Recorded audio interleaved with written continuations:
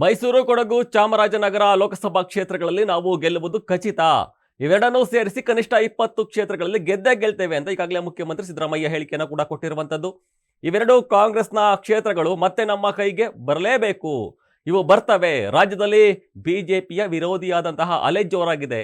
ಬಿಜೆಪಿಯ ಬೆಲೆ ಏರಿಕೆಯಿಂದ ಸಂಕಷ್ಟಕ್ಕೆ ತುತ್ತಾಗಿದ್ದ ರಾಜ್ಯದ ಎಲ್ಲಾ ಕುಟುಂಬಗಳಿಗೆ ಕಾಂಗ್ರೆಸ್ನ ಗ್ಯಾರಂಟಿಗಳು ನೆಮ್ಮದಿಯನ್ನ ತರಿಸಿದೆ. ಈಗಾಗಲೇ ನಾಡಿನ ಜನತೆಗೆ ಹೃದಯಪೂರ್ವಕವಾಗಿ ಒಪ್ಪಿಕೊಂಡಿದ್ದಾರೆ ಇದನ್ನೆಲ್ಲ ಅಂತ ಈಗಾಗಲೇ ಸಿದ್ದರಾಮಯ್ಯ ಹೇಳಿಕೆಯನ್ನು ಕೊಟ್ಟಿರುವಂತದ್ದು. 20 ಕ್ಷೇತ್ರಗಳನ್ನ ಗೆದ್ದೇ ಗೆಲ್ತೀವಿ. ಆ ಬಿಜೆಪಿ ಅವ್ರ ತರ ಸುಳ್ಳು ಹೇಳಲ್ಲ. 28 ಗೆದ್ಬಿಡ್ತೀವಿ. ಗೆದ್ದರ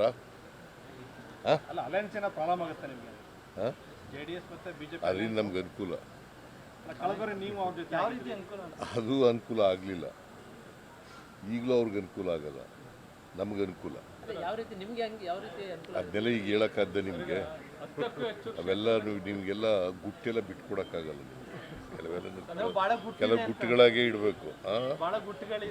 ಯಾವ ಗುಟ್ಟುಗಳು ಇಲ್ಲ, ಕೆಲವು ಮಾತ್ರ ಇರ್ತವೆ. ಮೈಸೂರು ಚಾಮರಾಜನಗರನ ಪ್ರತಿಷ್ಠೆ ಪ್ರತಿಷ್ಠೆ ಅಂತಿಲ್ಲ, ಎಲ್ಲ 28 ಕ್ಷೇತ್ರಗಳನ್ನೂ ಪ್ರತಿಷ್ಠೆ ತಗೊಂಡಿದ್ದೀವಿ. ಇವು ಎರಡೂ ತಗೊಂಡಿದ್ದೀವಿ ಅಷ್ಟೇ. ಯಾವಾಗ ಎಲ್ಲ ಎಲೆಕ್ಷನ್ಗಳು ಕೂಡ ಪ್ರತಿಷ್ಠೆಗೆ ತಗೊಂಡಿದ್ದೀವಿ. ಈ ಶಿವಣ್ಣ ನಿಂತಿದ್ದಾಗ ಪ್ರತಿಷ್ಠೆ ತಗೊಂಡಿಲ್ಲ. ಶಿವಣ್ಣ ಮೇಜರಾಗಿ ಕೈ ಹಿಡಿತವೆ. ಯಾಕಂತಂದರೆ ನಾವು ನುಡಿದಂತೆ ನಡೆದಿದ್ದೀವಿ. ಬಂದ ತಕ್ಷಣ ಜಾರಿ ಮಾಡಿದ್ದೀವಿ.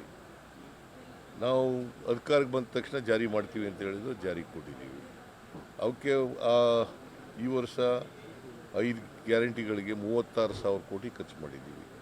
ಮುಂದಿನ ವರ್ಷ 52,009 ಕೋಟಿ ರೂಪಾಯಿಗಳನ್ನು ಇಟ್ಟಿದ್ದೀವಿ.